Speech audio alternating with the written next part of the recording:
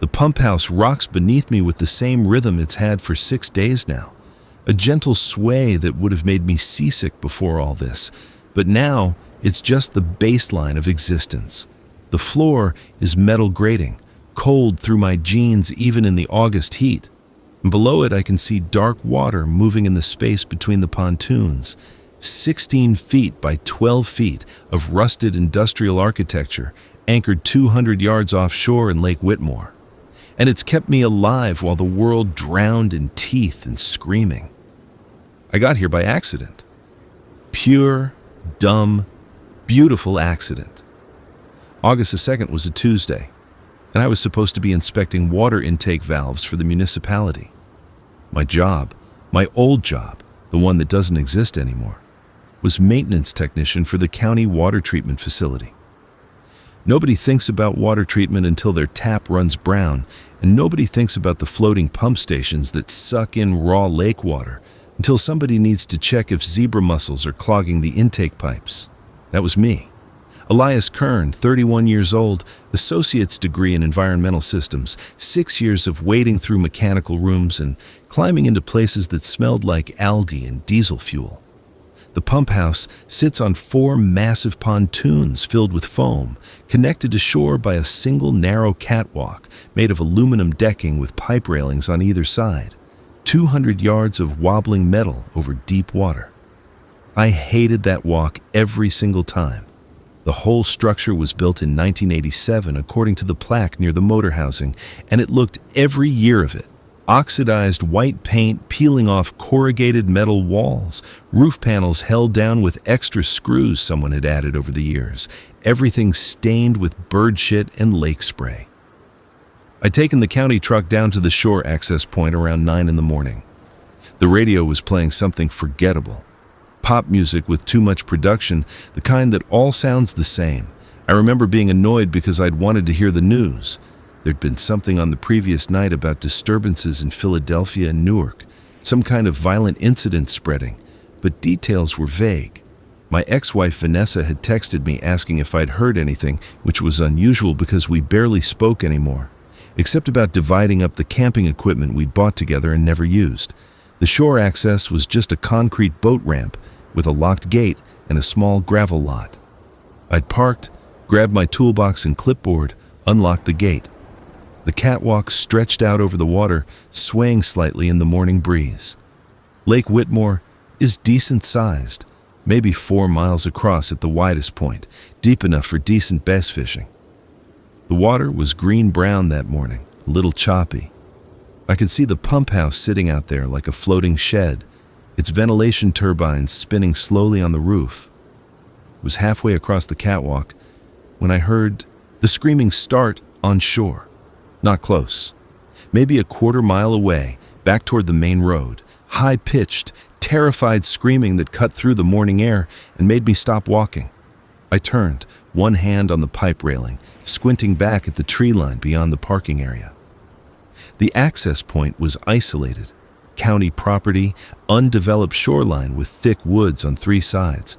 I couldn't see what was happening, but the screaming continued, multiple voices now, and then I heard what sounded like cars colliding, the crunch of metal, shattering glass. I should have gone back, should have gotten in the truck, driven toward town to see if people needed help.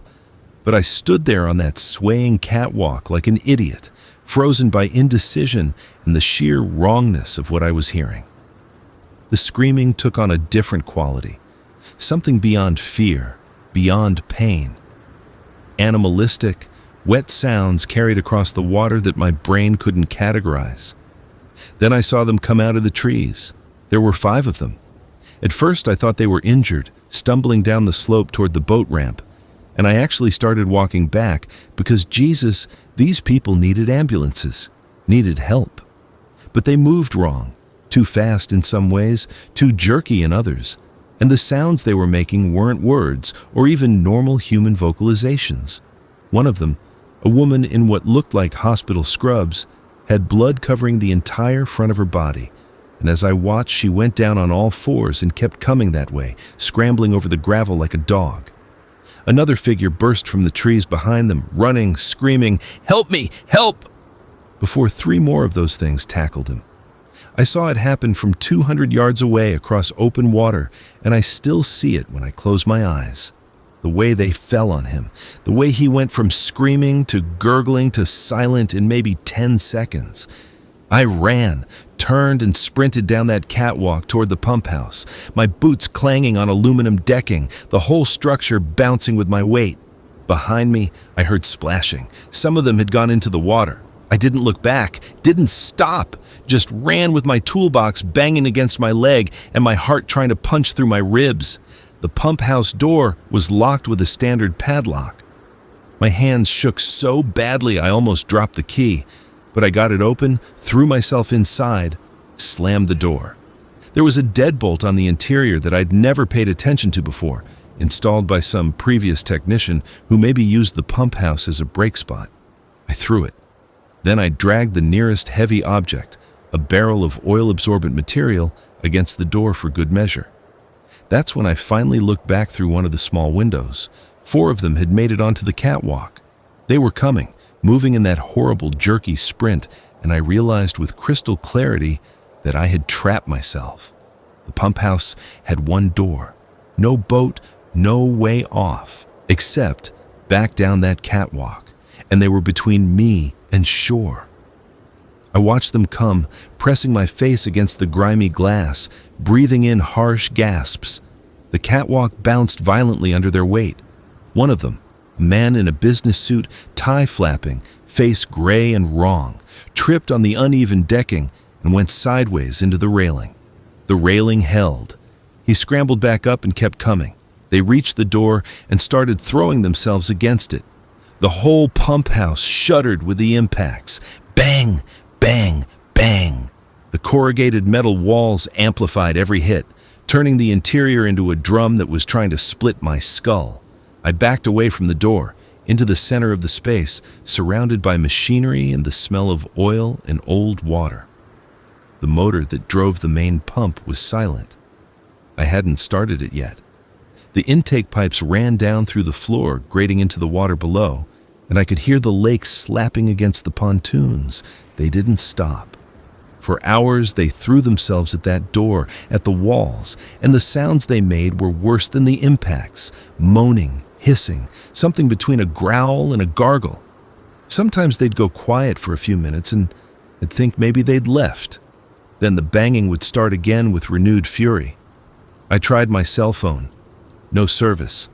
The pump house was a dead zone, too far from the nearest tower, too low to the water. I'd complained about it before during inspection reports.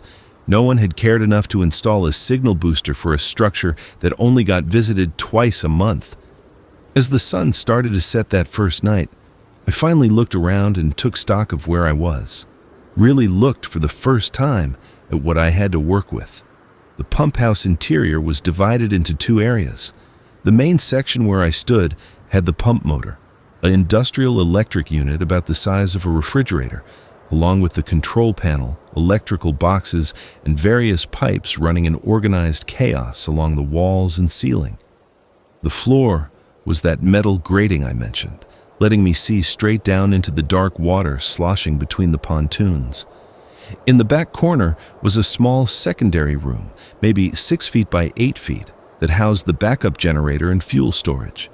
That room had a solid floor, concrete or composite, something that didn't let me see the lake underneath. There was a workbench bolted to one wall with a pegboard above it, holding various tools, wrenches, screwdrivers, a pipe cutter. Beneath the bench were plastic storage tubs. I opened them with shaking hands and found exactly what I had expected and feared: maintenance supplies, spare fuses, electrical tape, zip ties, a half-empty bottle of industrial cleaner, some rags. No food, no water, except what came from the lake. One tub contained something useful, though, a first aid kit, barely stocked, but it had bandages and antibiotic ointment. Another had emergency supplies that someone had stashed years ago and forgotten. 2 flares, a space blanket, and a flashlight with dead batteries. The only furniture was an ancient folding chair that probably dated back to the original installation, and a metal shelf unit holding technical manuals and logbooks. I grabbed one of the logbooks and flipped through it. The last entry was from 3 weeks ago, my own handwriting noting that I'd replaced a corroded valve fitting. 3 weeks ago, when the world was normal and I'd been annoyed about having to come out here in the heat. The windows gave me a 360 view of my prison.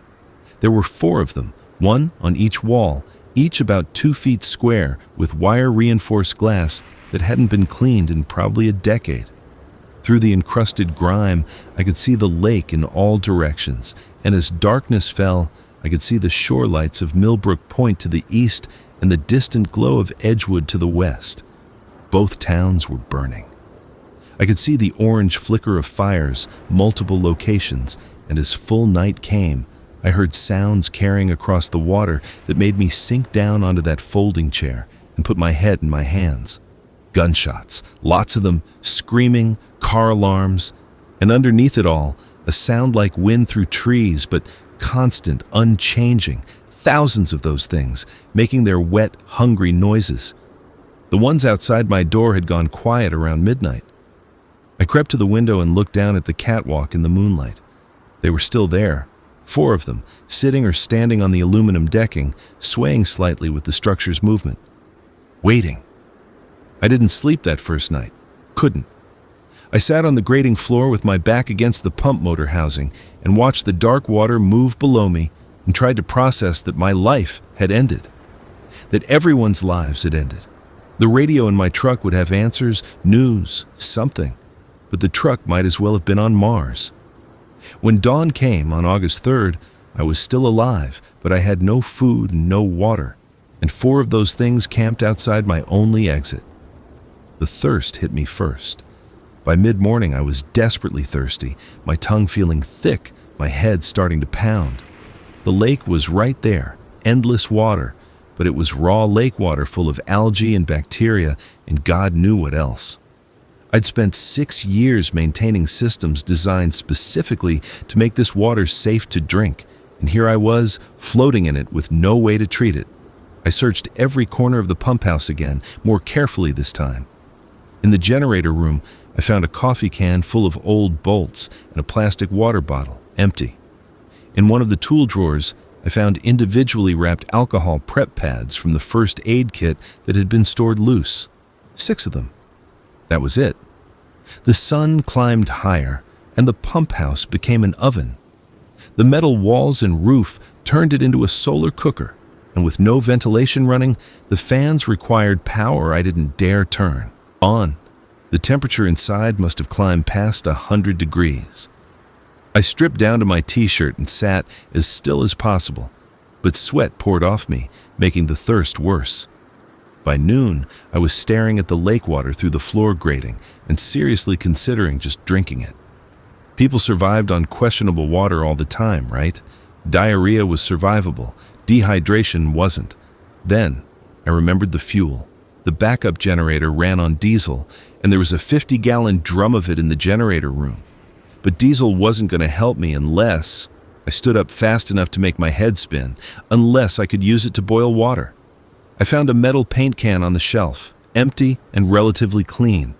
Using a rag and some of the industrial cleaner, I scrubbed it out as best I could, then rinsed it with lake water pulled up through the grating, using another rag as a makeshift dipper. The process was awkward, and I dropped the rag twice, watching it float away under the pontoons before I could grab it. Once I had the can clean enough, I filled it with lake water. Then came the hard part, making fire. The electrical system was 240-volt industrial power, fed by an underwater cable from shore. I could turn it on and run the pump, the lights, everything, but that would make noise and draw attention. Still, I needed heat. I went to the main breaker panel and studied it. There were separate circuits for different systems. The pump motor was the big one. Lighting was another. Control systems, ventilation, and one labeled auxiliary, which I knew from previous inspections powered a couple of standard outlets that had been added at some point for maintenance tools. I flipped just that one breaker. Nothing exploded, no alarms. I checked the outlet near the workbench. Live. I'd brought a voltage tester in my toolbox and confirmed it. 120 volts, steady. I didn't have a hot plate or kettle, but I had wire. lots of it. And I had jumper cables from my inspection kit, and I had a basic understanding of how resistance heating worked. It took me 2 hours to jury-rig a heating element. I stripped wire, coiled it, suspended it in the paint can using bent pieces of coat hanger I'd found, connected it to the outlet through a series of improvised steps that probably would have horrified an electrical inspector. When I finally plugged it in, holding my breath, the wire started to glow dull red. The water began to heat. It took almost 40 minutes to bring it to a rolling boil, and I had to monitor it constantly to make sure nothing caught fire. But I did it. I boiled lake water in a paint can using an electrical abomination, and then I let it cool and I drank it. It tasted like metal and algae and failure, but it was sterile. Probably, I hoped. I drank half the can and saved the rest, then immediately started the process again because I was still desperately thirsty, and I had no idea when those things outside would leave. They didn't leave. Not that day. Not the next day. By August 4th, I'd established a routine. Boil water, ration the water. Stare out the windows at the burning world. Try not to think about food. The fires on shore spread and merged. At night, the whole western horizon glowed orange. During the day, I could see smoke columns rising into the still summer air. Sometimes I heard helicopters, very distant, but they never came close. Once I saw a military jet high up, leaving contrails. Mostly I saw nothing but water and smoke, and the 4 figures on the catwalk who never seemed to sleep or tire or leave. The hunger started as a hollow feeling, progressed to cramps, then settled into a constant gnawing ache that I tried to ignore. I'd been a little overweight before this, desk job metabolism, too much fast food, and I told myself I had reserves. I could go weeks without food if I had water. People survived fasts. This was just an involuntary fast. On day 5, August 6th, one of the things on the catwalk finally left. I was dozing in the late afternoon heat when I heard splashing. I jerked awake and scrambled to the window. The woman in scrubs had gone into the water and was trying to swim back toward shore. She wasn't very good at it. The movements were all wrong, uncoordinated, and she kept going under and coming back up. Eventually, she made it maybe 50 yards and then just sank. I watched the spot where she'd gone down, but she didn't resurface. That left 3 of them. 3 between me and shore, between me and any possibility of finding food. I started thinking about the shore differently after that. Started really looking at it through the grimy windows. The access point where I'd parked was obscured by the catwalk angle, but I could see the shoreline stretching in both directions. Thick woods, undeveloped county land, no houses, no buildings except possibly deeper inland. But somewhere back there, beyond the trees, there had to be structures. Houses, stores, places with food. I just had to get past the 3 things waiting for me. On day 6, I found the fishing line. I was going through the storage tubs for the 4th or 5th time, hoping I'd somehow miss something edible, when I opened one I'd previously dismissed as containing only pipe fittings. Under the fittings, wrapped in an old plastic bag, was a fishing rig. Not a proper rod and reel, just a hand line on a wooden frame, maybe 30 feet of monofilament with a lure and hook attached. Some maintenance worker's lunch break entertainment forgotten and left behind. I held that fishing line like it was a bar of gold. The lake had fish. I'd seen them during previous inspections, swimming around the pontoons, bass, perch, maybe some panfish. With fish, I could survive indefinitely. With fish, I didn't need to risk the catwalk and the 3 things waiting on it. I spent the rest of that day preparing. I had the hook and lure already attached, but no bait. I went through my options. I could use a piece of rag, but that seemed unlikely to work. I could try to catch insects. There were a few flies in the pump house, but catching them was nearly impossible. Then I looked at my own body and thought about what fish might want. I used one of the alcohol prep pads to sterilize the screwdriver from my toolbox, then jabbed it into my left thumb and squeezed until I had a decent drop of blood. I smeared it on the lure, added a small piece of white rag to give it visibility and movement, and lowered it through the floor, grating into the water below. Nothing happened for hours. My arm got tired holding the line. I switched hands. The sun set, and I was fishing in darkness, which was stupid. But I couldn't stop. This was hope. Actual, tangible hope.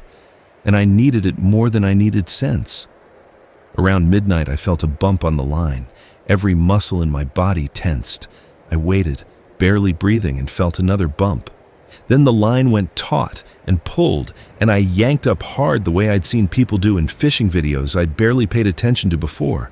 The line came up thrashing, and I pulled hand over hand, and a fish came up through the grating, silver and fighting, maybe 10 inches long. A perch. Beautiful. Perfect.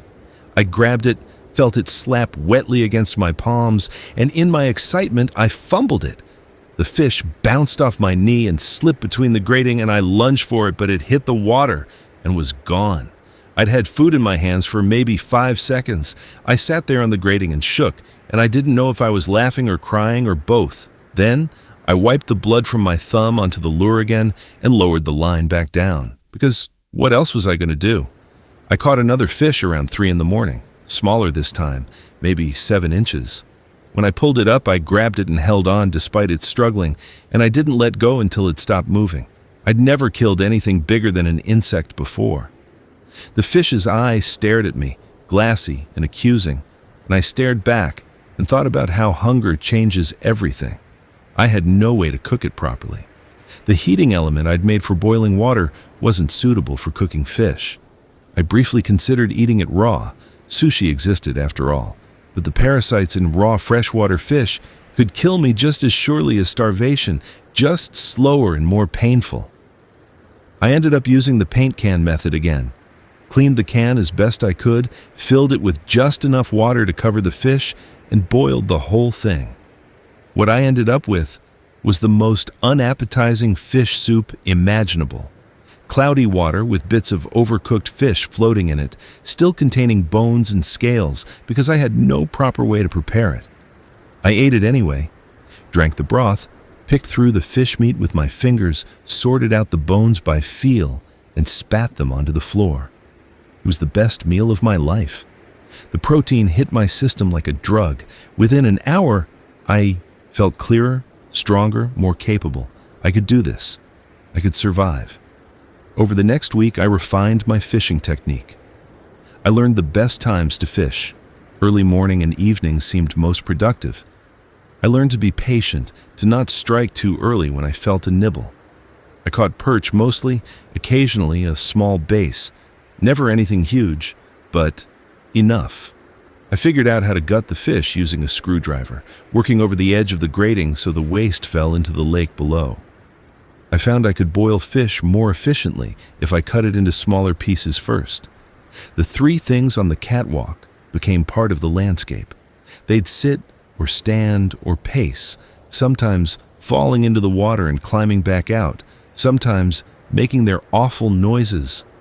I named them because not naming them felt worse somehow. The man in the business suit was banker. The one in overalls and a trucker cap was farmer. The last one, wearing the shredded remains of a jogging outfit, was runner. Stupid names, but they helped me think of them as, not people exactly, but entities, separate from me, obstacles rather than horror. By late August, I'd settled into a sustainable routine. Wake at dawn, fish for an hour, boil water, eat if I'd caught something or don't eat if I hadn't. Boil more water, ration it carefully, exercise to maintain strength, push-ups, squats, stretching, using the pump motor housing as a weight for resistance work. Monitor the shore for any signs of change. Fish again in the evening. Maintenance on my fishing line and hook. Sleep. The fires on shore had mostly burned themselves out by then, leaving vast sections of blackened forest. I never saw survivors.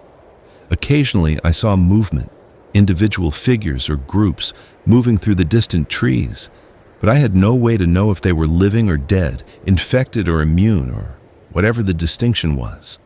The August heat was brutal. Some days, the interior temperature must have hit 115 degrees. I'd strip down to nothing and pour lake water over myself just to cool down, standing on the grating and letting it drain back through. The water was warm, too, bath temperature, but it helped. I kept a calendar by scratching marks into the paint can with a screwdriver. Each day earned a notch. I watched the notches accumulate and tried not to think about the fact that I was living in a floating metal box in the middle of a dead world, and this might be the rest of my life, however long that turned out to be. September brought cooler weather and new problems. The first storm hit on September 9th. I saw it coming across the lake, a wall of dark clouds, lightning flickering inside like a broken bulb. The wind picked up and the pump house started rocking harder than usual, the pontoons riding swells that grew from ripples to actual waves. Rain came in horizontal sheets, some of it getting through the ventilation slats in the walls and soaking the interior. The three on the catwalk reacted to the storm with confusion. They'd been sitting still when it hit, and the wind nearly blew Farmer into the water. Runner went down on all fours and gripped the decking. Banker just stood there, swaying, face turned up into the rain like he was trying to remember what it was. The storm lasted 4 hours and turned the pump house into a cold, wet hell. Everything got soaked, my clothes, my space blanket, the logbooks. Water pooled on the floor grating and sloshed with each wave. I huddled in the generator room because it stayed drier, but even there, the damp crept in. When the storm passed, I was shivering despite it being September. I'd taken being dry for granted, being warm. Now I was wet, and the temperature had dropped into the 50s, and I realized I could die of hypothermia even though I was technically indoors. I stripped off my wet clothes and wrung them out, then hung them on pipes to dry. Naked and shaking, I opened the diesel fuel drum and poured some into the paint can, then used my jury-rigged heating element to warm the metal. I sat next to it and let the radiant heat dry me slowly, watching the fuel level drop and knowing I was burning my finite supply, but having no choice. The generator room became my sleeping area after that. It was the only place with a solid floor, and I could close the door to keep warmth in. I made a bed of sorts using the space blanket and my now dry clothes, and that first night sleeping there, I felt almost human again. The storms became regular. Every few days, another system would roll across the lake, sometimes gentle rain, sometimes violent thunder and lightning. Each one was a trial. Each one reminded me how fragile my situation was. The fishing got harder too. The cooler water made the fish less active. Some days I'd fish for hours and catch nothing. My body started to show the strain. I'd lost a lot of weight, my pants hanging loose, ribs visible when I looked down at myself. Every calorie counted. Every fish was the difference between maintaining strength and sliding into weakness. On September 19th, Farmer fell off the catwalk and didn't climb back up. I watched it happen through the north window. One moment he was sitting there like he'd done for weeks. The next, he just toppled sideways into the water. Maybe the decking had corroded under him, or maybe whatever animated him had simply stopped. He went under, and I waited for him to surface, to thrash around like the others had. But he didn't. I watched that patch of water for an hour. Nothing. Two left, just Banker and Runner. I started thinking seriously about trying to leave. The water was cold now, but not impossible. 200 yards to shore was a long swim, but I'd been athletic once, in high school, on the swim team. That was 15 years ago, and I'd lost a lot of weight recently, but still, 200 yards. I could do that. The problem was what came after. Even if I made it to shore, even if Banker and Runner didn't follow me into the water or somehow get me on the shore, I'd be wet and cold and in unknown territory. I had no shoes. Mine had fallen apart weeks ago. I had no weapon beyond the tools in my toolbox. I had no idea what was out there in those burned forests. But I was running out of diesel for heating. The drum was maybe a quarter full.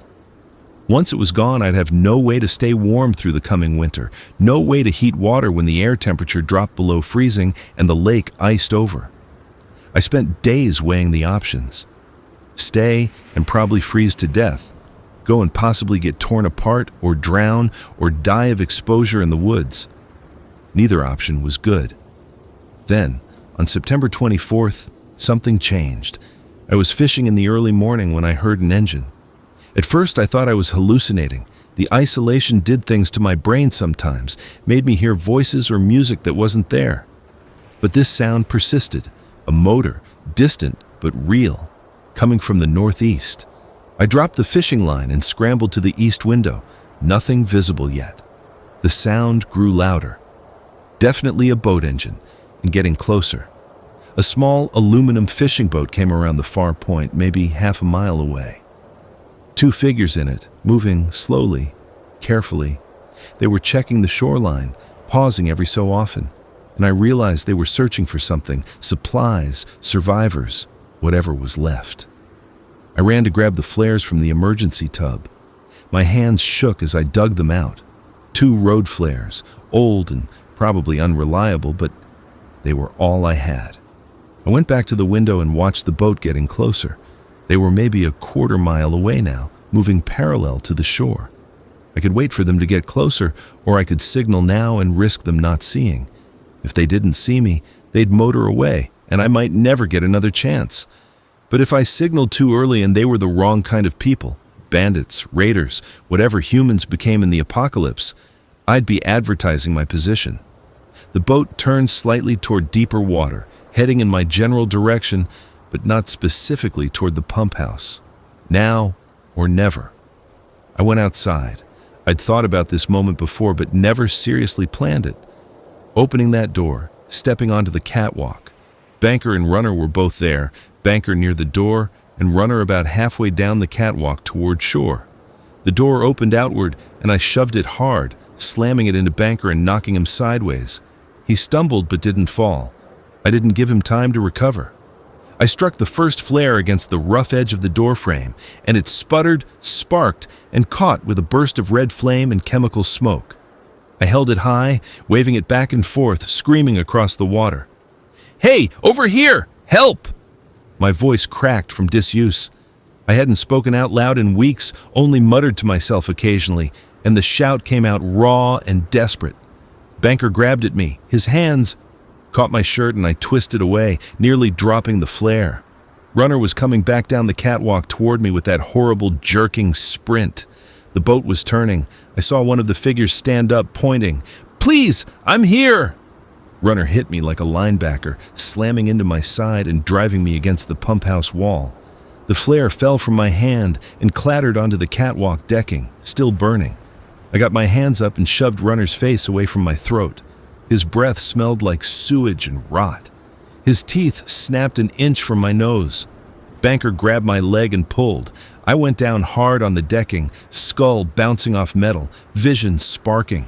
Runner fell on top of me and I bucked, threw him off, rolled toward the edge. My hand found the railing and I pulled myself up just as Banker lunged. I kicked out and my bare foot connected with his chest. He staggered back. The boat engine roared closer. Someone was shouting. I grabbed the railing and vaulted over it, into the water. The cold was a shock that drove the air from my lungs. I went under, came up gasping, and started swimming, away from the catwalk, toward the boat, arms pumping, legs kicking, every muscle burning. Behind me I heard splashing. At least one of them had followed me in. I didn't look back, just swam, reached for each stroke like it was the last one I'd ever take. "We see you. Keep coming." The voice was male, rough, and it was the most beautiful sound I'd ever heard. The boat pulled alongside me, and hands grabbed my arms, hauling me up and over the gunnel.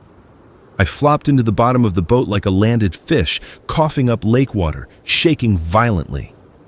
"Jesus, he's half dead! Get the blanket!" "There's more coming! Go, go!"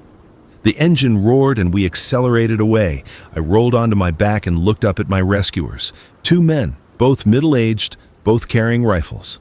The one driving had a gray beard.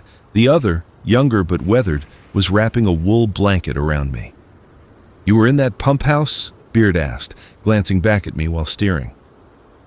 I nodded, couldn't speak yet. My throat was raw. "How long?"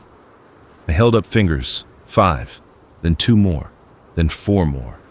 Couldn't make my brain do the math. "Weeks? You've been out there for weeks?" Another nod. Holy hell, the younger one said. His name was Garrett. I'd learn later. The bearded one was Lionel. We thought all the offshore structures were death traps. Everyone who tried to hold out on boats or docks got swarmed when they tried to come ashore for supplies. Didn't come ashore, I managed. My voice sounded like gravel. Caught fish. They both stared at me. You survived on fish? From the lake? Lionel shook his head slowly. Smart. Risky as hell with the parasites, but smart. The boat ride took maybe 15 minutes. They'd come from a settlement on the North Shore, they explained. A group of survivors, around 30 people, who'd fortified an old summer camp. They'd been sending out scavenging teams by boat, checking the shoreline and islands for supplies and survivors. Not much left out there, Garrett said, his eyes constantly scanning the water and shore. Most everything close to civilization got picked clean or burned. We're having to range further every time. I was still processing that there was a we, other people. Not just me and my paint can and fish bones. The summer camp came into view. A collection of log cabins behind a wooden stockade that looked freshly reinforced. A dock extended into the water with guards posted on it, both holding rifles. They waved as we approached. We got a live one, Lionel called out. Pump house survivor. That got attention. People came down to the dock as we pulled in, faces I was too overwhelmed to process. Someone helped me out of the boat. My legs barely worked. I'd gotten used to the constant rocking of the pump house, and solid ground felt wrong. Too stable. They took me to one of the cabins, the medical cabin, they said, though the doctor had died in the first week. A woman named Iris, who'd been a veterinary assistant, cleaned me up and checked me over. Dehydrated despite my boiled water, malnourished despite the fish, mild hypothermia, infected cuts on my feet from walking on the grating barefoot for weeks, but alive, intact. She gave me clean clothes that didn't fit right, fed me soup that I had to eat slowly to keep it down, and told me I was lucky. I'd hear that word a lot over the next days. Lucky. I didn't feel lucky. I felt hollow. That night, I slept in a real bed, in a cabin, with walls that didn't rock, and a roof that didn't leak, and other people sleeping in bunks nearby. And I couldn't do it. Too still, too quiet. Too many bodies breathing around me. I ended up outside on the porch, wrapped in the blanket, watching the lake. Someone joined me after a while, Lionel, the bearded boat driver. Can't sleep either? He asked, settling onto the porch rail. It's too everything, I said. He nodded, like that made perfect sense. I was alone for 2 weeks before I found this place, holed up in a grain silo outside Edgewood. Thought I'd die there. When they found me, I couldn't talk right for 3 days. We sat in silence for a while, watching moonlight on the water. The pump house is still out there, he said eventually. Your supplies, your fishing rig, whatever you built to survive. You want us to go back, get your stuff? I thought about the paint can with my calendar scratches, the fishing line that had kept me alive, the logbooks with my old notes from the world before. Did I want them? No, I said, let it sink. But of course it didn't sink. The pump house stayed exactly where it was, floating on its pontoons, visible from the camp on clear days. And I couldn't stop looking at it. The settlement, they called it Clearwater, though the lake was anything but, operated on scavenging and rationing. The 30-some people here had pooled resources, established rules, divided labor. There was a council of 5 who made decisions: guard rotations, food distribution, medical prioritization, all the structures that spring up when civilization collapses and people try to build something from the rubble. I sat through the orientation meeting in a daze. This is how we dispose of waste. This is the schedule for water purification. This is how we handle conflicts. This is what happens if you endanger the group. Rules stacked on rules, and I understood the necessity, but part of me missed the simplicity of the pump house. Catch fish or don't, boil water or die of thirst, everything reduced to survival calculus. They put me on fishing duty naturally. I knew the lake, knew the patterns. Garrett took me out in the boat the next day, and we set lines and nets, and I showed him the handline technique I'd developed. He was impressed. "We've been using nets mostly," he said. "Catch more that way, but they require monitoring.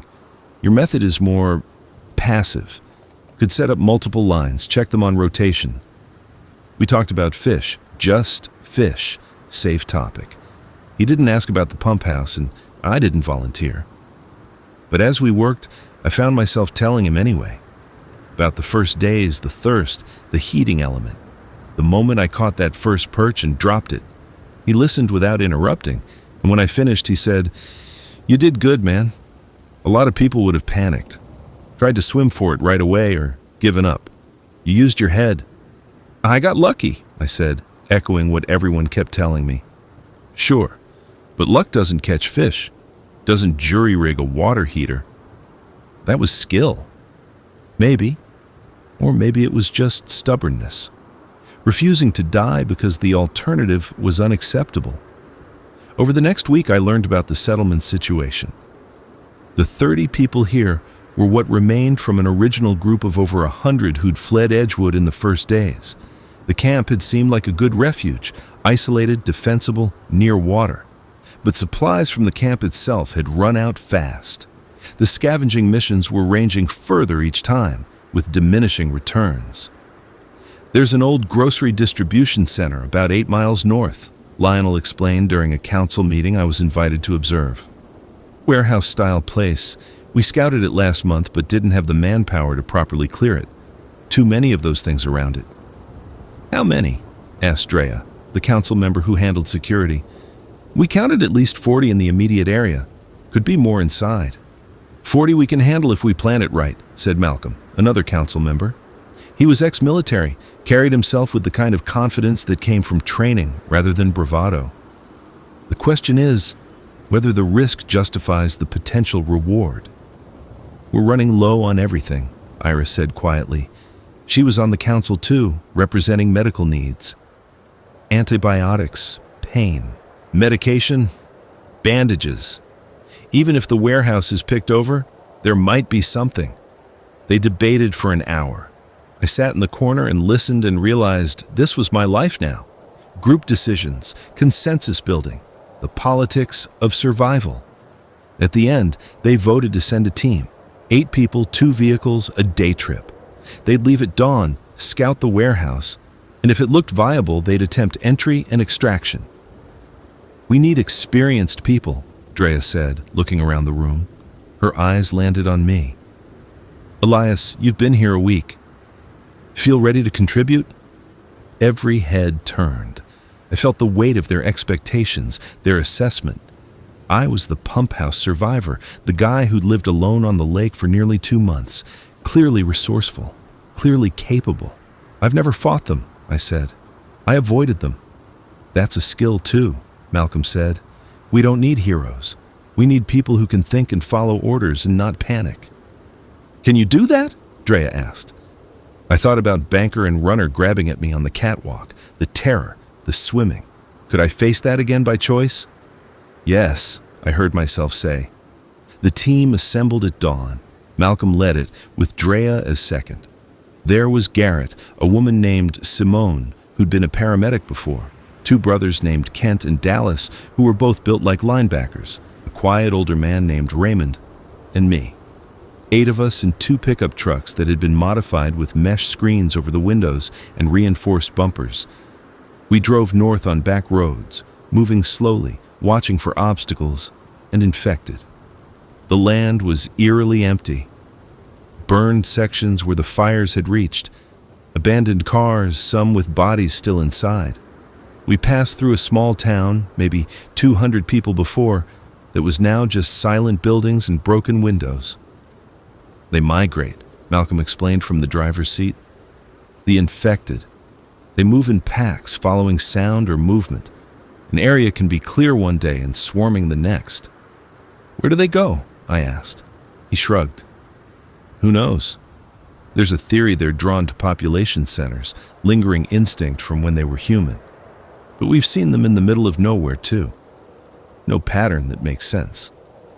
The distribution center sat in an industrial park surrounded by empty lots and chain-link fencing.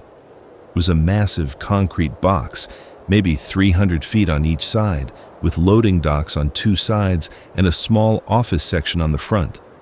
The parking lot was full of semi-trucks, some with trailers still attached. We parked 100 yards out and glassed the area with binoculars.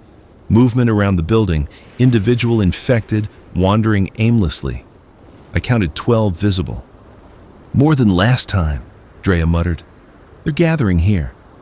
"Food source?" Garrett suggested. "Or they're just roosting. Place like this, lots of dark corners. They hole up during the day sometimes." Malcolm lowered his binoculars. "Okay, new plan. We're not going in." "We drove all this way," Dallas started. "And we'll drive back. I'm not risking 8 lives on a maybe. We scout, we assess, we report back. If the council wants to mount a larger operation, we can do that." "There could be months of supplies in there," Simone said quietly. "And there could be hundreds of infected." "We don't know." Malcolm's voice was firm. "This isn't a discussion. We're leaving." We almost made it. The infected around the building hadn't noticed us. We'd approached quietly, stayed low. But as we were backing away, moving in a crouch toward the trucks, Kent stepped on something. A piece of metal maybe, or glass. The crack was sharp and clear in the stillness. Every infected in sight turned toward the sound. "Move. Now." Malcolm didn't shout it, but the urgency was clear. We ran for the trucks. Behind us, I heard that wet, hissing moan, and then the sound of running feet. A lot of them. I reached the truck bed and vaulted in. Garrett was right behind me. Dallas and Kent piled into the other truck. Malcolm fired up the engine as Drea jumped into the passenger seat. Raymond and Simone were still running. "Go!" Drea screamed. Malcolm hit the gas and we lurched forward, swinging around toward the other truck. Simone made it, threw herself into the bed. Raymond was slower, older, and the infected were so close. Kent leaned out and grabbed Raymond's hand, hauling him up as Dallas gunned it. Both trucks accelerated out of the parking lot, infected streaming behind us like a wave. There were way more than 12. They'd been inside the trucks, under the loading docks, everywhere. Dozens of them, maybe over 100. We made it to the road, and Malcolm floored it, the truck's reinforced bumper clipping one infected that got too close and sending it spinning. The distance grew. The infected couldn't maintain the sprint, fell back into that tireless jog. Eventually, they were just dots in the rearview mirror. Nobody spoke on the drive back. The adrenaline crashed and left us shaking and exhausted. My second real encounter with the infected, and it had almost gone catastrophically wrong. Back at Clearwater, the council convened an emergency meeting. The warehouse was written off. Too dangerous. The scavenging situation was deteriorating. We needed a new plan. "There are other settlements," Iris said. "We've heard radio chatter. People in Millbrook, maybe survivors in Edgewood proper. We could try to make contact, establish trade." "Trade what?" Lionel asked. "We barely have enough for ourselves." "Fish," I said. Everyone looked at me. "We have the lake. We have boats. We can catch fish at a scale other settlements probably can't match. That's worth something." Drea nodded slowly. "He's right. Protein is valuable. If we can process it, preserve it somehow, we could trade for what we need." "Smoking," Garrett said. "We can build smokehouses, salt the fish, smoke them. They'll keep for months that way." The mood in the room shifted. It wasn't a complete solution, but it was something. A path forward. Over the next weeks, we built smokehouses from scrap metal and wood, set up processing stations, organized fishing teams that went out daily, setting nets and lines. I taught the techniques I'd learned on the pump house, the patience required, the best spots, how to read the water. The catch was good. Lake Whitmore had been overfished before the collapse, but now it was recovering, and we pulled in bass, perch, pike. The smokehouses ran constantly, filling the camp with the smell of wood smoke and cooking fish. Lionel made contact with a group in Millbrook using a CB radio we'd salvaged. They had medical supplies and ammunition. We arranged a meeting. Neutral ground, both parties armed, cautious. The trade went smoothly. Smoked fish for antibiotics and 22 shells. It felt like civilization. Tiny, fragile, but real. I should have been relieved. Should have settled into this new life. But every night I looked at the lake and saw the pump house floating out there, and part of me wanted to swim back to it. "You okay?" Iris asked one evening. She'd taken to checking on people's mental state, recognizing that surviving the apocalypse was as much psychological as physical. "Fine," I said automatically. "Elias." She sat down next to me on the porch. "You were alone for 8 weeks. That changes a person. It's okay to struggle with being around people again." "I'm not struggling." "You sleep outside every night. You don't talk during meals. You volunteer for solo fishing shifts." She wasn't accusing, just observing. Those are coping mechanisms. Maybe they were. Maybe I'd adapted to isolation so thoroughly that community felt like sensory overload. Or maybe I just didn't trust it. Didn't trust that this would last, that we wouldn't all end up dead or scattered or worse. "What do you need?" she asked. I didn't know how to answer that. What I needed was for the world to make sense again, for the rules to be clear. On the pump house, the rules were simple. Here they were complicated by human nature and group dynamics, and the constant negotiation of who got what, and who decided, and what happened when someone broke the rules. "Time," I finally said. "I just need time." She seemed to accept that, or at least didn't push further. October brought the first real cold, frost in the mornings, ice forming in the shallow water near shore. The fishing got harder, the fish went deeper, less active. Our catches dropped and the council started talking about rationing. There was another problem too, the infected. They'd been a constant presence, distant figures moving through the burned forests, occasional threats during scavenging runs. But as the weather got colder, they changed behavior. Started grouping up more, moving in larger packs. Migration instinct, maybe, Malcolm theorized. Animals move to warmer climates when winter hits. Maybe some part of their brainstem is doing the same. "Great," Drea said. "So we'll have hordes passing through? Or gathering, looking for shelter?" The camp defenses got reinforced. More patrols, more watches at night. We heard them sometimes, distant moaning carrying across the water, and everyone would go silent and still until the sound faded. On October 18th, we lost someone. Her name was Michelle. She'd been on a scavenging run inland, part of a 3-person team checking a farmhouse for supplies. They'd gotten separated. Michelle had gone into the barn while the other 2 checked the house. When they came out, the barn was full of infected. They'd been inside, dormant or hiding or whatever they did. Michelle never made it out. The 2 survivors came back alone, and the camp held a memorial service that night.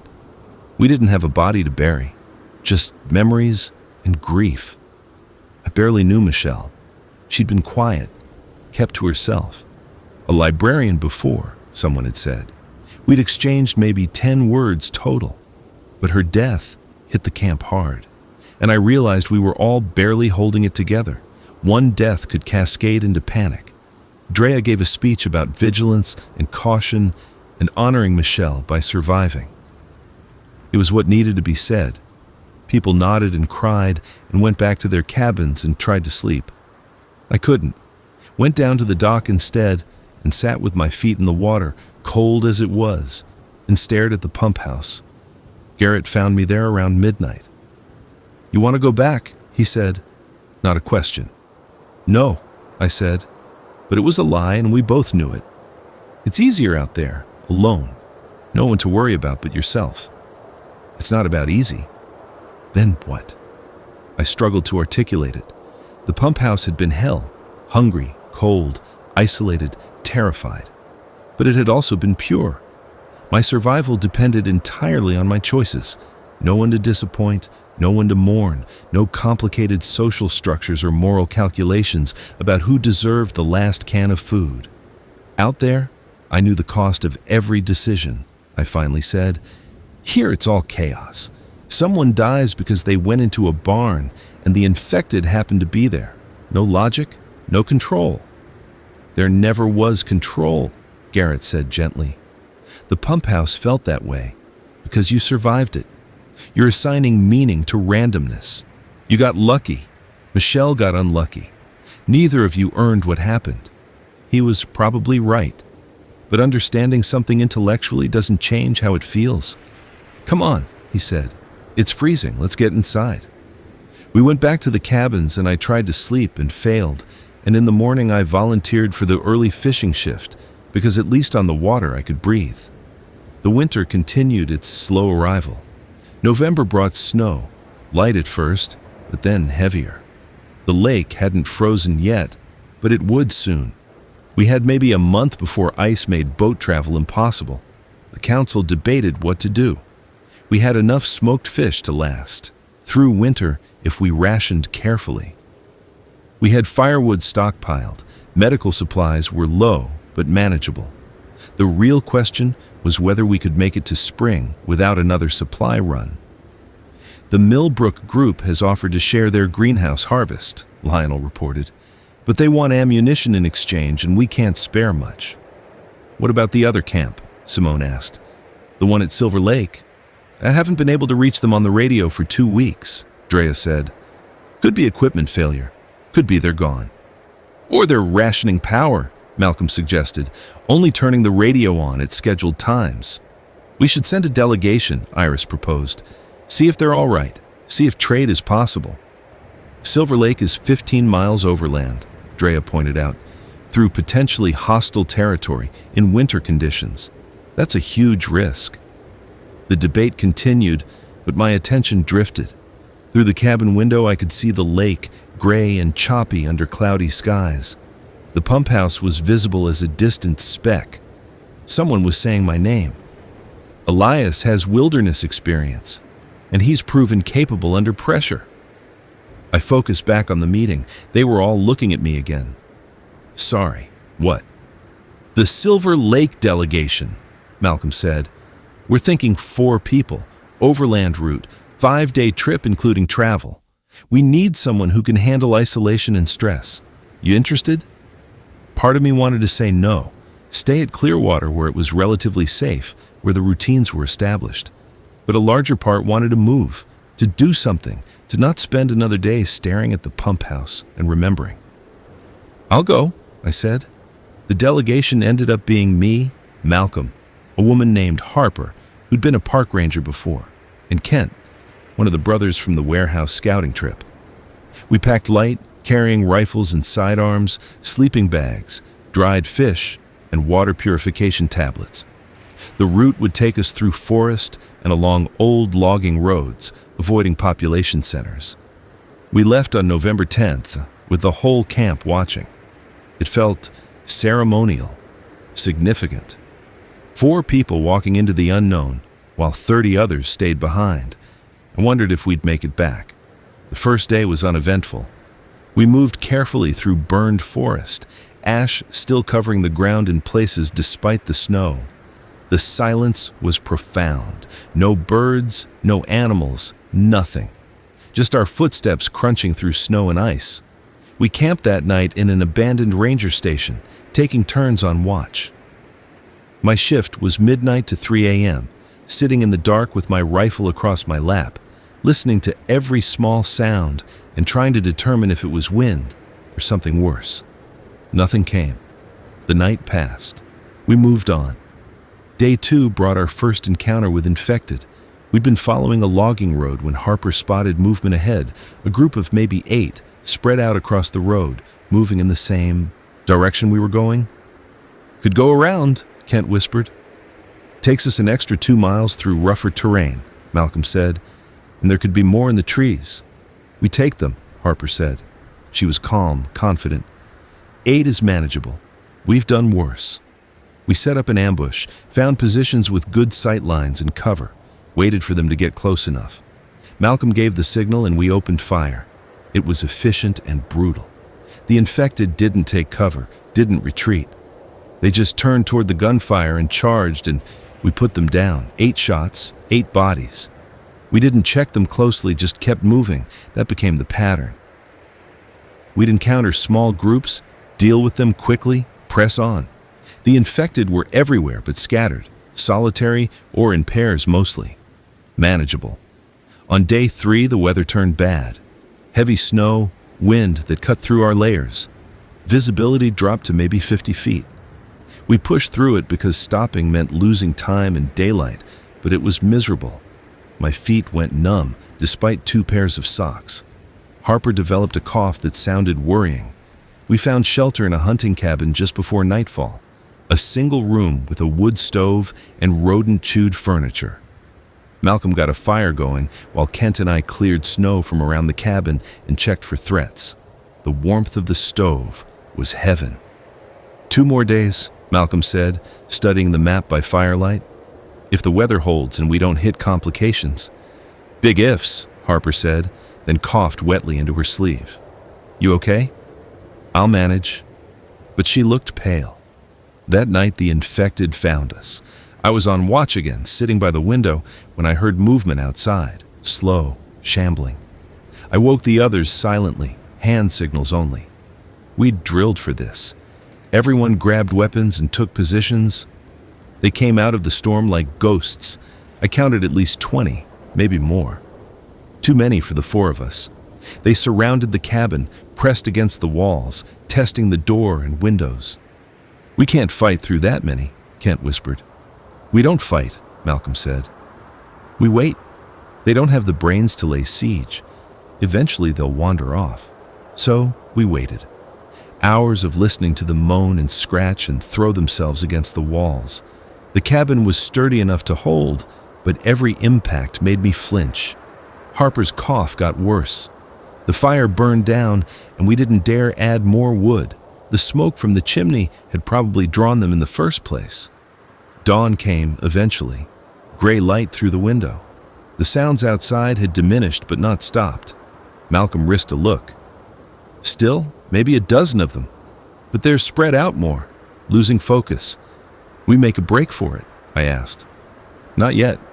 Give it another hour. That hour felt like 10. Harper was shivering despite the temperature, and when I touched her forehead, it was burning, fever, infection. The cough had gotten into her lungs, and we had no antibiotics. By mid-morning, the infected outside had dwindled to 4. Still too many to ignore, but few enough to handle. We go out together, stay tight, put them down fast, Malcolm said. Then we get at least 5 miles from this location before we stop again. Agreed? We agreed. The breakout went better than expected.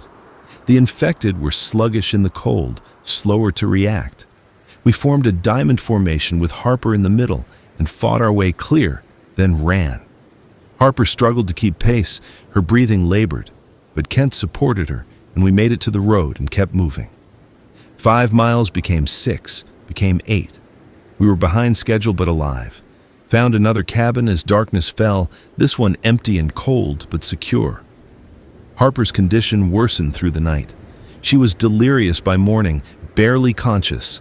We had to make a decision, turn back, push forward, or leave her and continue with 3. We don't leave people, Malcolm said firmly. We're 3 days from Clearwater, 1 day from Silver Lake. We keep going. Kent fashioned a travois from branches and rope, and we took turns dragging Harper. It slowed us to a crawl, but we made progress. The weather cleared, which helped. We saw the infected in the distance but avoided them. Silver Lake Camp appeared around noon on day 5, a collection of buildings behind a reinforced fence, smoke rising from multiple chimneys. Lookouts spotted us, and the gate opened. They had a real doctor. Former ER physician named Dr. Chen, who took Harper immediately and started treatment. The rest of us collapsed in their common building, exhausted and grateful. Silver Lake had 40-some people, better supplied than Clearwater, with a working greenhouse and chicken coop. They'd been conserving radio power, hence the silence. They were interested in trade, our smoked fish for their eggs and vegetables. We stayed 3 days while Harper recovered. The antibiotics worked, her fever broke. The Silver Lake leadership and Malcolm negotiated terms. A trade route was established, scheduled exchanges every 2 weeks via a meeting point halfway between camps. It was another small piece of civilization rebuilt, another reason to hope. The return journey was easier. We knew the route, the weather held, Harper was recovering. We made it back to Clearwater in 4 days and were greeted like returning heroes. I fell back into the fishing routine, but something had shifted. The trip had reminded me I could function in the world, could contribute beyond just feeding myself. The isolation I'd felt at camp lessened. I started eating meals with the others, participating in evening discussions. Winter deepened. The lake froze over in December, a solid sheet of ice that let us ice fish but ended boat travel. The camp settled into hibernation mode, conserving fuel, rationing food, enduring. We made it through Christmas with a celebration that felt surreal. Someone had saved a bottle of whiskey, and we passed it around, each person taking a small sip. We sang songs, told stories. For a few hours, it felt almost normal. The new year came without fanfare. Just another day of survival. January brought the worst cold I'd ever experienced. Temperatures dropping below zero, wind chills even worse. The cabins, even with fires, barely stayed above freezing. We layered every piece of clothing we had and still shivered. The infected became less active in the extreme cold. We'd see them sometimes, frozen in place like statues, only to reanimate when temperatures rose slightly. It was eerie watching them thaw out and start moving again. On January 17th, we lost Lionel. He'd been checking the perimeter fence when he slipped on ice and hit his head. Died instantly, they said. We buried him in the frozen ground with pickaxes, the whole camp attending despite the cold. 2 deaths now, the losses accumulated. February brought a thaw, temperatures rising into the 40s. The ice on the lake began to break up, dangerous and unpredictable. We couldn't fish safely, and our supplies were running low. The council called for volunteers for another supply run. The Millbrook camp had reported finding an untouched pharmacy in a small town 20 miles south. They were willing to share the location for a cut of the haul. I volunteered, so did Garrett, Simone, and 4 others. 7 of us in 2 trucks, leaving at dawn. The pharmacy was exactly where Millbrook said it would be, in a town that looked untouched by the chaos. Main Street with old-fashioned storefronts, everything covered in snow.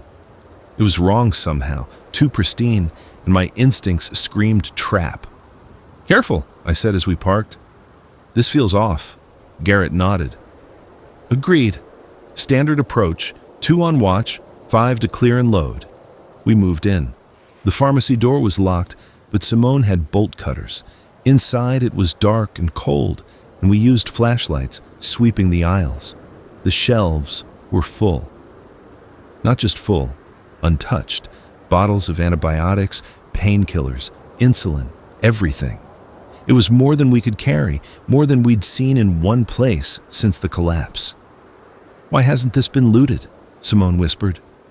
"Maybe the town evacuated early," Garrett suggested, "before people got desperate."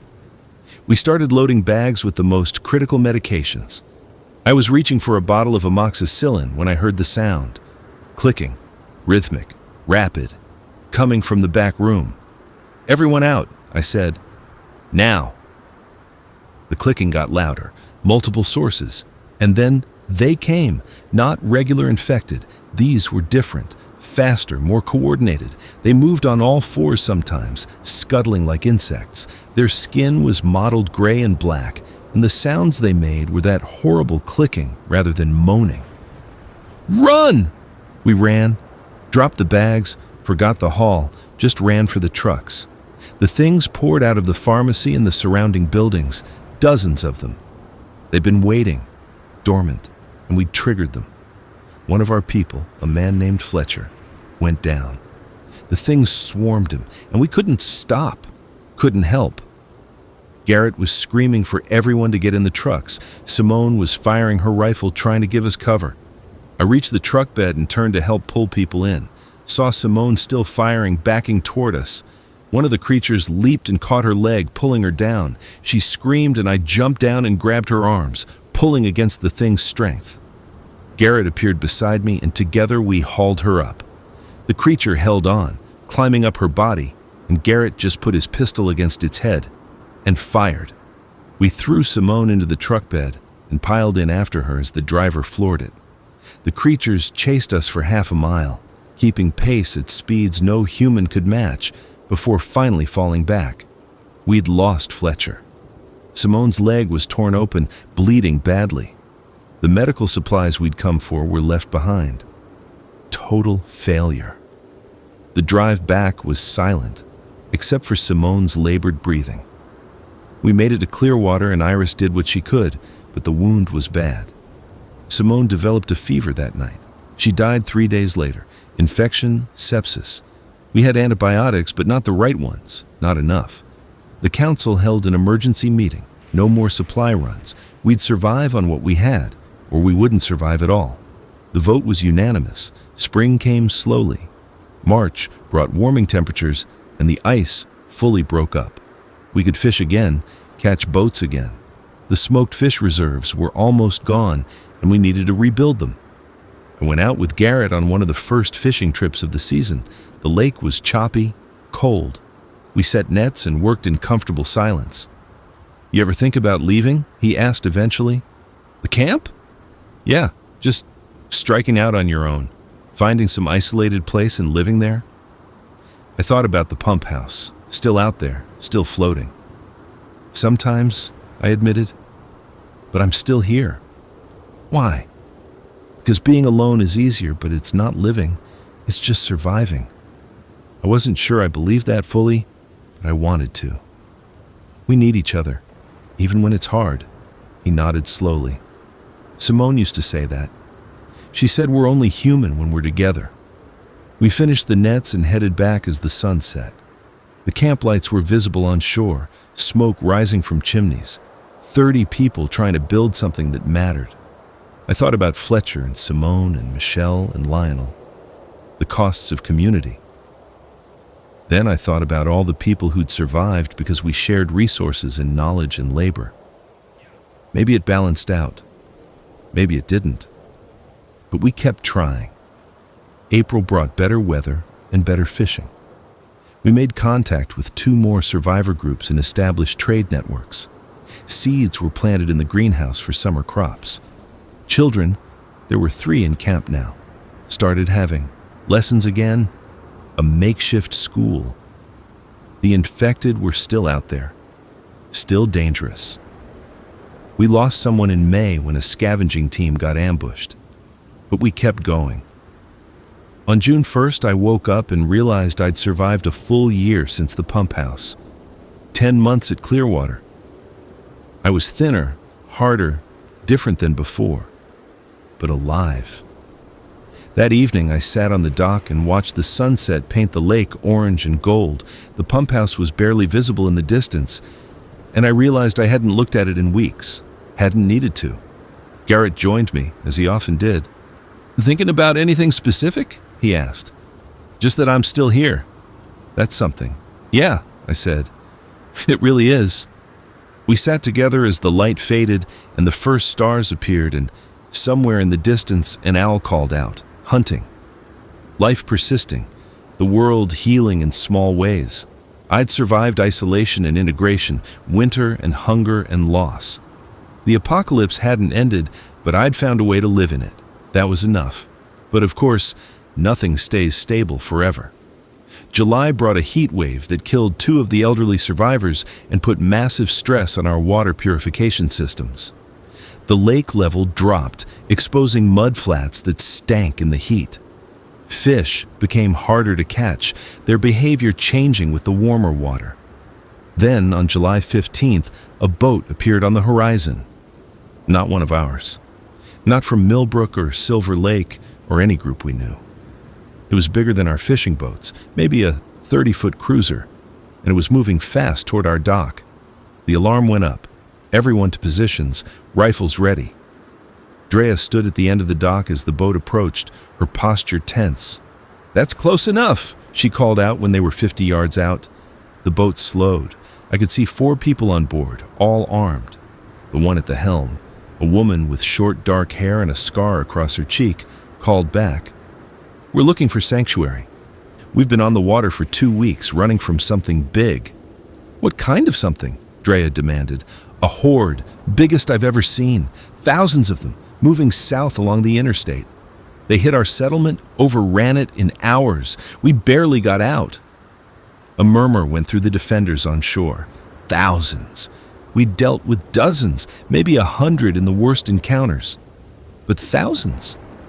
"Where was your settlement?" Malcolm asked, stepping up beside Drea. 60 miles north. Little place called Cedar Heights. Had about 70 people. Now it's gone."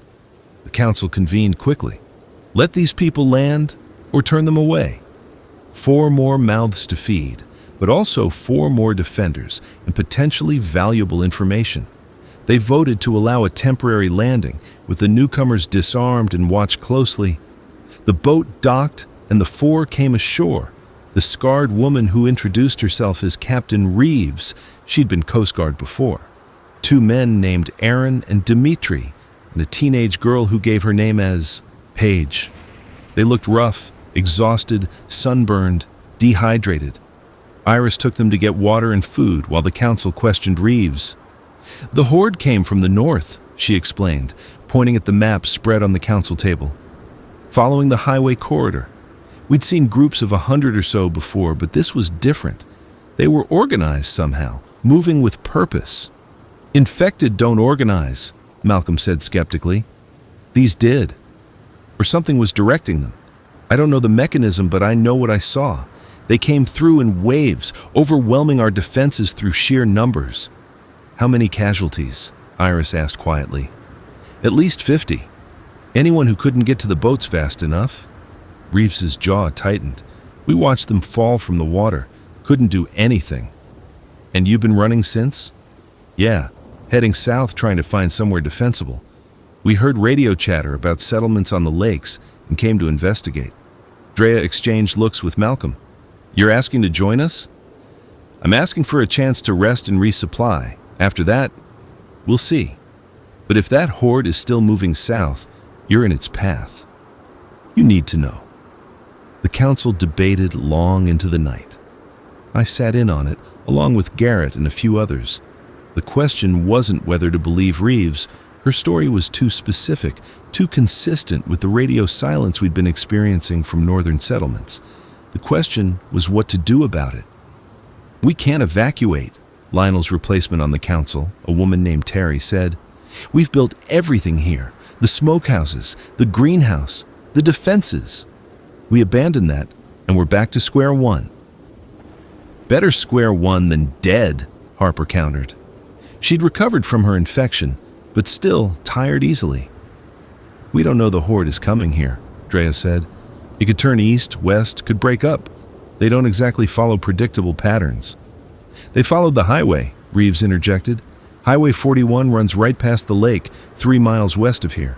If they stay on that corridor, they'll hit the Millbrook settlement first. Then here." Malcolm studied the map. "How long do we have?"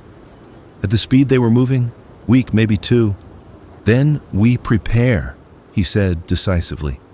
"Reinforce defenses, stock emergency boats, establish fallback positions, and we send scouts north to track the horde's actual movement." The room agreed, though I could feel the fear underneath the professional planning. A horde of thousands. None of us had faced anything close to that scale. I volunteered for the scout team. Garrett looked at me like I was insane. "You have a death wish?" he asked after the meeting. "I have experience surviving alone in hostile territory," I said. "That's useful for scouting." "That's different from deliberately heading toward thousands of infected." "We need to know what's coming," he sighed. "Fine. Then I'm coming too."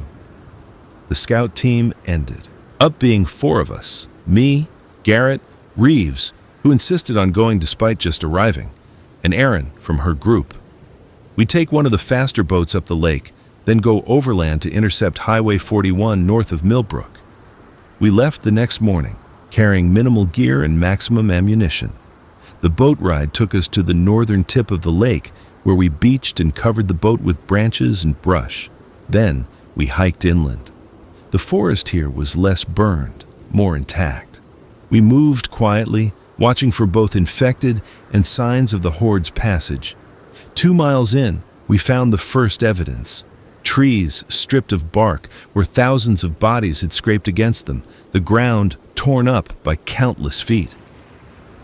"They came through here," Reeves said quietly, examining the trail.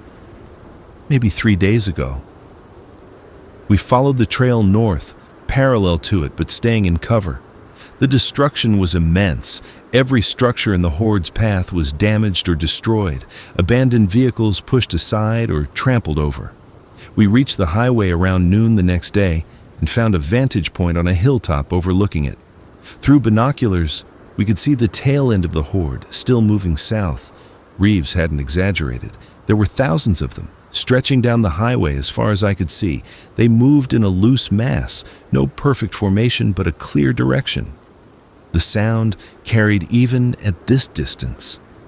A constant low moan like wind through a cave. "Jesus Christ," Garrett breathed. We watched for an hour, tracking their speed, trying to estimate numbers. At least 5,000, maybe more. And they were heading directly toward Millbrook. "We need to warn them," Aaron said. "Millbrook has radio," I pointed out. "They probably already know." "Then we confirm it. Give them exact numbers and timing." We made it back to the boat by nightfall and radioed Clearwater. Malcolm's voice crackled back, tense. "Confirmed horde. Estimated 5,000 plus. Current trajectory puts them at Millbrook in 4 days, Clearwater in 6. Acknowledged. Return immediately. We're implementing evacuation protocols." The boat ride back felt surreal. Behind us, thousands of infected marched toward everything we'd built. Ahead, the camp scrambled to prepare for the worst. When we arrived, the dock was chaos. People loading boats with supplies, children crying, arguments breaking out about what to take and what to leave. The council had decided on a partial evacuation. Anyone who wanted to leave could take boats to one of the islands in the lake's center. Anyone who wanted to stay and defend could, but it was voluntary. "We can't hold against those numbers," Drea was saying when I found the council meeting. "This isn't about bravery or stubbornness. It's basic math." "So, we abandon everything?" Terry demanded. "Let them destroy what we built? We preserve what matters. The people. Structures can be rebuilt." The debate raged, but eventually pragmatism won. 2/3 of the camp would evacuate to the islands. The remaining third, Malcolm, Drea, me, Garrett, Reeves, and about a dozen others, would stay behind as a rear guard. Our job was to slow the horde if it came, buy time for the evacuation, and then retreat ourselves. The boats left over the next 2 days. I watched families load onto the fishing boats and cruisers, watch the camp empty out. It felt like failure even though it was the smart choice. By the time the horde was 1 day out, only 16 of us remained. We'd prepared the defenses as best we could, reinforced the walls, set up fallback positions, stockpiled ammunition. But we all knew it was futile if the full horde hit us. We got lucky. The horde split. We were tracking their movement via radio contact with the Millbrook scouts when the news came through. The horde had divided at a junction 10 miles north. Most went east toward Millbrook, but a smaller group, maybe 1,000 strong, continued south on Highway 41, toward us. 1,000 was better than 5,000. Still impossible odds, but less impossible. "We evacuate now," Malcolm said. "Get to the boats and join the others on the islands." "No," Drea shook her head. 1,000 we can redirect. There's an old rail bridge 2 miles west that crosses a ravine. If we blow the bridge, they can't easily follow the highway past it. They'll divert around, probably head east to join the main group. "You want to blow a bridge with 1,000 infected bearing down on us?" "I want to save the camp. If they bypass us, we can return. If they come through here, everything's lost." She was right. Risky, but right. We had explosives, dynamite salvaged from a construction site months ago. Malcolm and 2 others were experienced with demolitions. The plan came together quickly. Set charges on the bridge, wait for the horde to approach, blow it when they were on or near it. Simple. Of course, nothing is ever simple. We drove to the bridge in 2 trucks, the infected visible as a dark mass on the highway to the north. The bridge was old iron and concrete, maybe 100 feet long over a 50-foot ravine. We rigged the charges while keeping watch, working as fast as possible. The horde got closer. Reeves was on lookout, calling out distances. "Half mile! Quarter mile!" "Charges set," Malcolm announced. "We need to go." We piled into the trucks and drove back toward camp, stopping at a safe distance. Malcolm had the detonator, a simple radio trigger system. We'd blow the bridge when the horde was on it, maximize casualties, and ensure the structure collapsed. We waited, watched them come. The front ranks of the horde reached the bridge and started across, the structure groaning under the weight of hundreds of bodies. "Now," Drea said. Malcolm triggered the detonator. Nothing happened. He tried again. Nothing. "The receiver isn't responding," he said, checking the controls. "Either it's out of range, or something's wrong with the charges." "We're not out of range," Garrett said. "We tested this." Then, one of the charges is faulty and broke the circuit. The horde was halfway across now. If we didn't blow the bridge immediately, they'd all get across, and the plan would fail. "I'll go," I said. Everyone stared at me. "It's probably just a loose wire," I continued, already moving toward one of the trucks. "I can fix it manually, set a timer, and get clear." "That's suicide," Reeves said flatly. "It's necessary." Malcolm grabbed my arm. "Elias, we don't have time to debate. I'm going." I was in the truck and driving before anyone could stop me. Back toward the bridge, toward the horde. My heart was trying to escape my chest, but my hands were steady on the wheel. The bridge came into view. Infected covered it, a seething mass. I parked 50 yards short and grabbed the toolkit and spare detonator from the back. The charges were set on the bridge supports, accessible from the ravine side. I'd have to climb down, fix whatever was wrong, set a manual timer, and climb back up. All while the horde crossed 20 feet above me. I went over the edge of the ravine, using roots and rocks for handholds. The sound from above was overwhelming, moaning and shuffling and the groan of stressed metal. Dirt and debris rained down on me as the infected's weight shifted the bridge. I reached the first charge and checked the wiring. There, a connector had come loose, probably from vibration. I reconnected it with shaking fingers, then moved to the second charge. It was intact. The third had the same issue as the first. I fixed it. The manual timer was a simple device. Set the delay, trigger it, run. I set it for 90 seconds. More time would be safer, but every second meant more infected getting across. I triggered the timer and started climbing.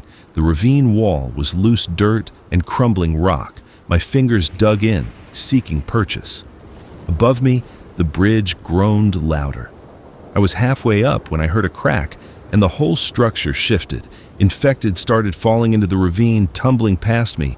One hit me and nearly knocked me loose. I clung to a root and held on. 60 seconds left, probably.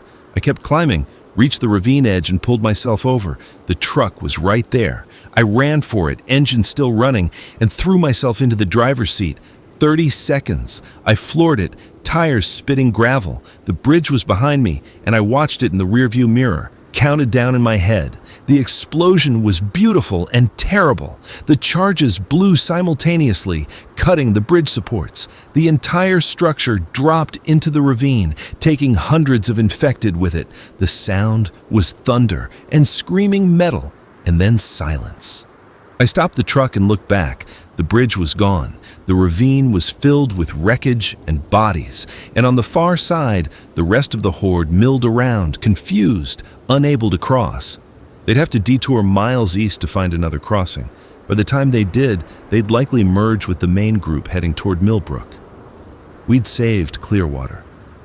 I drove back to where the others were waiting. They stared at me like I'd risen from the dead. "You insane bastard," Garrett said, and then he was hugging me, everyone was, and I realized I was shaking harder than I had on the pump house. We returned to camp. Over the next week, we monitored the horde's movements via radio. The Millbrook settlement evacuated completely.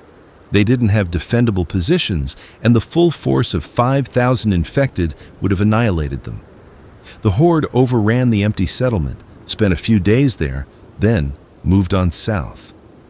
Our evacuees returned from the islands. Clearwater began rebuilding, and I became the guy who'd blown up a bridge with 1,000 infected on it. I didn't feel heroic. I felt lucky. Again, always lucky. But Garrett had a point when he brought it up later, sitting on the dock in August heat. "You keep saying you got lucky," he said. "On the pump house, with the fishing, the bridge, all of it luck. What else would you call it?" "Resourcefulness, problem solving, not giving up." He looked at me seriously. "You've survived this long because you're good at it, Elias. Give yourself credit." Maybe he was right. Maybe survival was a skill I'd developed without realizing it. Or maybe I was just too stubborn to die. Either way, I was still here. Fall came again, my second since the collapse. The routine returned: fishing, smoking, trading, preparing for winter. We'd learned from the previous year, stockpiled more aggressively. The camp population had grown to 45 with refugees from other settlements. I taught fishing classes, passing on what I'd learned during those desperate weeks on the pump house. People listened. Some of them even got good at it. Winter was easier this time. We had systems in place, knew what to expect. Still hard, still losses, 3 people to illness, 1 to an accident. But we endured. Spring of the second year brought something new, a radio broadcast from the south. A government remnant, they claimed, operating out of Atlanta. They were offering refuge to survivors, claiming they'd cleared a safe zone and were rebuilding infrastructure. The camp debated for weeks. Was it real? A trap? Worth the risk of a 200-mile journey through infected territory? Some people wanted to go, wanted to believe civilization could be restored on a large scale. Others, like me, were skeptical. We'd built something here. It was small and fragile, but it was ours. The camp ended up splitting. 15 people chose to head south in a convoy, seeking the Atlanta safe zone. The rest of us stayed. I watched them leave in May, wondered if I'd made the right choice. But as the convoy disappeared down the road and I turned back to the lake, to the routines and people I'd come to care about, I knew I had. This was home now. Garrett and I were out fishing when we saw it. Late June, almost 2 full years since the pump house. The pontoons had finally failed, corroded through by time and water. The pump house was sinking. We motored closer, watched it settle lower in the water. The structure tilted as one pontoon went faster than the others. Through the windows, I could see the interior I'd lived in for 8 weeks, now filling with lake water. "Should we try to salvage anything?" Garrett asked. I thought about the paint can with my calendar scratches, the fishing line, the logbooks, all of it going down into the dark water. "No," I said. "Let it go." We watched until it was fully submerged, just the ventilation turbines visible above the water line, still spinning slowly. Then those too went under, and the pump house was gone. A chapter closed. The isolation I'd survived, the starting point of this whole journey, erased by the lake. I felt lighter somehow. We headed back to shore, to Clearwater, to the life we'd built from nothing. The apocalypse continued around us, but we'd carved out space to survive, to live, to maybe eventually thrive. That evening I sat on the dock as the sun set, and for the first time I didn't look at where the pump house had been. I looked at the camp instead. The lights coming on in the cabins, smoke rising from cooking fires, children playing tag between the buildings, Garrett working on the new smoker we were building, Iris tending the greenhouse, Malcolm and Drea arguing good-naturedly about something. Life, messy and complicated and communal and worth preserving. I'd survived the pump house by being alone. I'd survived the future by being together, and somehow that felt like the more impressive feat. The years continued. I'm writing this now in the fall of year 5, sitting at a table in the expanded community center we built last summer. Clearwater has grown to 70 people. We've established a network of allied settlements up and down the lake chain. The infected are still a threat, but a manageable one. We've learned their patterns, developed better defenses. There are children being born now who will never remember the world before. We're teaching them to fish and farm and defend themselves, building a new normal from the ashes of the old. Sometimes I think about those first days on the pump house. The terror, the hunger, the absolute isolation. It feels like someone else's life now, a story I heard rather than lived. But the skills I learned there, the patience, the resourcefulness, the stubborn refusal to give up, those stayed with me. They're why I'm still here, still helping this community survive and grow. The pump house is gone, but what it taught me remains. And on quiet nights when I can't sleep, I sometimes walk down to the dock and look at the lake and remember that I survived the impossible. We all did. We're still doing it. That's worth everything. The story doesn't end, because survival stories never really end. They just continue, day by day, crisis by crisis, until eventually you realize you're not just surviving anymore. You're living. And that makes all the difference.